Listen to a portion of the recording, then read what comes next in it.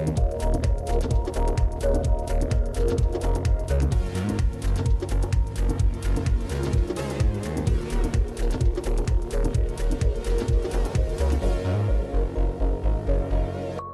back to Face in the Crowd. We are chatting with Mayleen Kyster. She is the MD of RSC Avello. Now, Mayleen, looking back, your childhood, how you grew up, what was life like for you? I grew up in the south of Johannesburg, in a township called Innerdale, and I had a good childhood. You know, I played on the streets. I had the most fun, and in fact, I took my son to the park down the road when we visited my mom, and we played on the swings, etc. And you know, such a simple life, but such a wonderful upbringing. You know, we are a close-knit community, but also a forgotten community. I feel like the South is really forgotten. But other than that, you know, I was raised by my teachers, you know, I was raised by my mom, I was raised by the women in my streets, you know, so really raised by my community in Innerdale. And what did you want to become? What were your dreams? So I thought I'd be a doctor. Shocking. Where did that seed come from? I can't tell you. Yeah, I thought I'd grow up to be a doctor, but I think also we're limited in career choices, and I was always an academic performer, so I'm one of those kids, right? But I was not exposed to enough of industry, I believe, you know, so the options open to you as someone who has been successful is that you're, you know, a doctor, lawyer, accountant. Shocking. And so then that's why I chose accounting, and I don't regret it. I could not study metallurgy, you know, because I was not aware that it's a career that, well, in fact, a woman could be successful in. And also the skill set that, I mean, people coming out from university or upskilling themselves, is there space for them to actually come on board and be employed within the construction sector? No, I do think so. Okay. You know, I do think that if you're a good student, irrespective, you know, of your designation, you will be taken up, you know, by companies. But the challenge we sit with at the moment is that because we're in a recession, jobs are limited, and I think depending on what your field of expertise is, you might struggle to be employed, and that's a major concern. I hope that they say we are coming out of a technical recession, and I hope that, you know, that happens sooner than later, because we don't want not to be able to employ our kids coming out of universities and technicons. Would you say that the spirit of entrepreneurship was in your blood? Do you think it was something that you were introduced to along the way? How do you think you started dabbling on that route? Yeah, no, it was definitely not in my blood. It really is risky. Yeah. Naturally, my parents, my aunts are professionals, my aunts and uncles, extended family. Yeah, it's not something that's natural to us. So I am a pioneer in that sense. But I think just based on, you know, my being inquisitive, you know, looking at what the market is saying, we're looking for, and I thought, well, I'm that person. And I mean, looking back at everything that you have done, that your hands have touched, I mean, what is that legacy you'd like to leave behind? I would definitely like to leave a legacy for my children and future generations that it is possible, to break down barriers, and to be brave. That's really it. Pursue your dreams at all cost, and be brave about it, but be smart. Be strategic. We spoke to a few people who know you best, and this is what they had to say about you. So, hi, my name is Tracy Williams, and I'm friends with Mayleen, Woman of Steel. We've been friends since Standard 1, or just before Standard 1. We went to the same primary school, and we actually stayed about 4 streets away from each other. Mayleen, strong, open to understand a lot of things around her, but also quite set in what she has seen as a vision or as a goal, as what she has envisioned and where she's seen herself to be, and anybody in her circle to be. So if she's seen you as in, I've seen this potential in you, and I see that you're doing that, have you perhaps explored that? So she doesn't want to keep things to herself. If she's growing and she's evolving, she wants everybody around her to evolve as well. I just know one thing, this chick was a book nerd.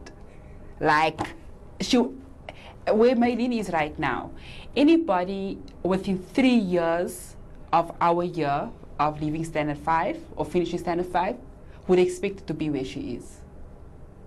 Because she was that person that took the extra time to understand something. So that always stood out for me.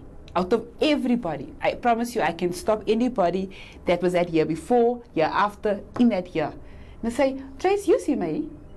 I'm like, yes. What is she doing now? She's a boss of what now? For Mayleen, I pray for her territory to be enlarged even further than what it is right now. She went overseas this year, and she's been working at this dream for many years. Not just in the last 5 years of what she's written or what she envisioned for herself, but she's been writing. Like I said, she has actually portrayed this from a much younger age, when we were in primary school already, you know. And it was always focus. So right now, and for all the time, it will be enlarge your territory. Carry on being the trailblazer. Sorry.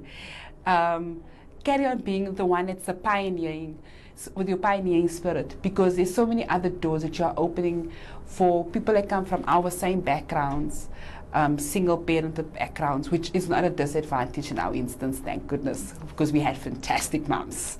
But people are coming from those type of situations. There's no excuse when you have that determination, when you know what you're supposed to be doing, and building up at a young age. So yeah, so I wish her wealth, and I wish her wealth for future generations. Now, you're a female in a male-dominated industry. I know that comes with all sorts of colorful problems. I mean, what are some of those barriers to entry you've found being a female in such an industry? Well, naturally, you're a distraction in the boardroom. You know, the truth is, I think that if you are confident and you understand the industry that you're operating in, as well as the product you're selling, you shouldn't have any issues with males. So I think that generally it's natural that people tend to pick on the weaker person in the room, and you know, you have to be prepared for meetings, you have to be prepared for engagement, and then people won't find, you know, a weakness to sort of, you know, exploit. So I hear people ask the question around, you know, being a female in a male-dominated industry. I think that if we just remain professional, you'll be treated as a professional, you know, and that's my philosophy. But yes, there are chances, you know, people want to take you out on dates when you approach them, you know, for business, etc., and make it seem like it's a trade-off. It isn't. You know, so it's either that you want to do business with us or you don't. And that's my philosophy. So I don't really think that it's a female in a male-dominated issue. I think it's a male versus female issue in general. Okay. Upon setting up your company, I mean, what were some of those other barriers you faced? Financial, be it, I don't know, what have you come up with? Well, so, you know, there are these illusions created that there's funding out there for startups. I searched. I didn't find anything. I find that funding institutions want to look at history before they decide to fund. So they don't really advertise that, in fact, we want to see that you survive for 3-4 years before giving you some money to take your business to the next level, which effectively is what's out there. You know, so it's also not a bad thing, because you encourage them to start small and to learn as you grow. without then taking on the risk of lending money and not being able to repay it. So funding was definitely a challenge. And then just finding the right partners. In this business, for instance, we all contribute positively because each one does a very specific function, and it's risky coming out of employment and taking risk with other people, but it's very fulfilling when you see something grow. Avelo, for instance, grew exceptionally in its second year, which we're very proud, but the pressure is on that we maintain that growth. Some of the other challenges are that because we're in a depressed market, work is scarce, and the bigger guys, really engage in exploitative strategies in terms of trying to undercut, prices to the point where, some of them are delivering steel below cost. And that's how you eliminate the small guy, by doing things like that, because they take losses on one small project to eliminate you, but make profits on the others. The competition, who obviously have a larger stake and more resources and can afford to, employ certain strategies. Yes. How do you think they've embraced you as a player in the sector? I think it's interesting. None of them have actually approached me, but I know that they know we are there. I think it would be silly to ignore, the market share that we're taking. Yeah. So they definitely know that we're out there, and I know they're watching us like a hawk. But that's fine, I think at the end of the day, the industry should be big enough to not incorporate big players per se or new players, but it should be big enough, to incorporate transform businesses. And that is what we're pushing. We say that we are competent, black, female, and youth, pursuing business in the industry and able to deliver and compete. The illustrious journey that you've embarked on as an entrepreneur, what are some of those pearls of wisdom that you have garnered along the way and you'd like to impart to those watching today? Definitely gain as much experience as you can.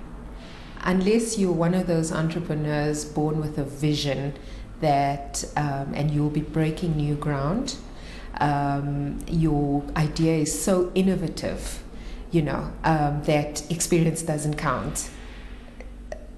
Go for learning as much as you can if you're trying to enter an existing industry. So empower yourself is my big, is what I always punt. The second thing is identify when you're failing. Quickly, fail fast. I find that as entrepreneurs, you want to pursue the big dream, but it's just not working out. Time to stop, rethink. Do I continue? Is there an opportunity, or should I consider doing something else? So fail fast. And then the other thing is, learn to pivot. When you realize that, something is not quite working out, change direction. Pursue another client. Don't give up, but just learn to pivot a little bit. And then just continue, endure, push. I find that after you've done it for a while, success just follows. Become an expert in the industry that you're pursuing. That's the big thing. And you will be successful without a doubt.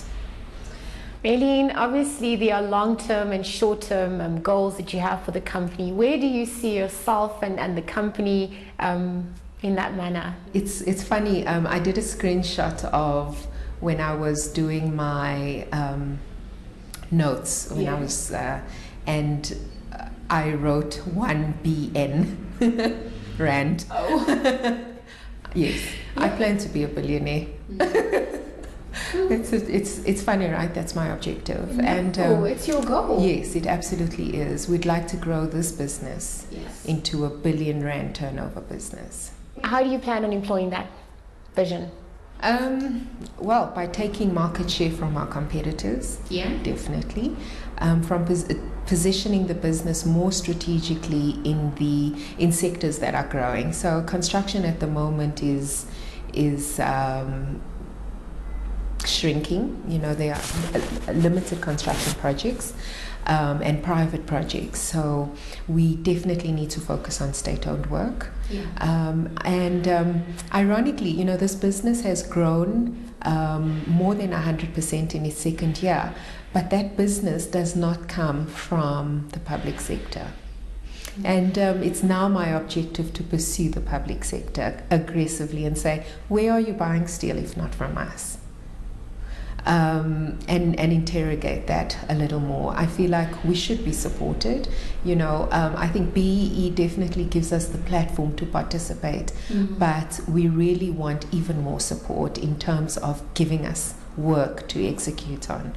I'm also a keen follower of renewable energy. Yes. So I'm watching that very closely. I hope that the projects do go ahead. I'm very well positioned in pursuing those projects and securing some of that work. So yeah, I don't think it's impossible. Secondly, Africa is there. You know, we've heard about the BRICS initiative, and I would want to take full advantage of participating on that level and pursuing bigger projects like nuclear power stations, etc. Mayleen, thank you for making time to chat with us today, and we wish you all the best for your future endeavors. I appreciate that. Thank you.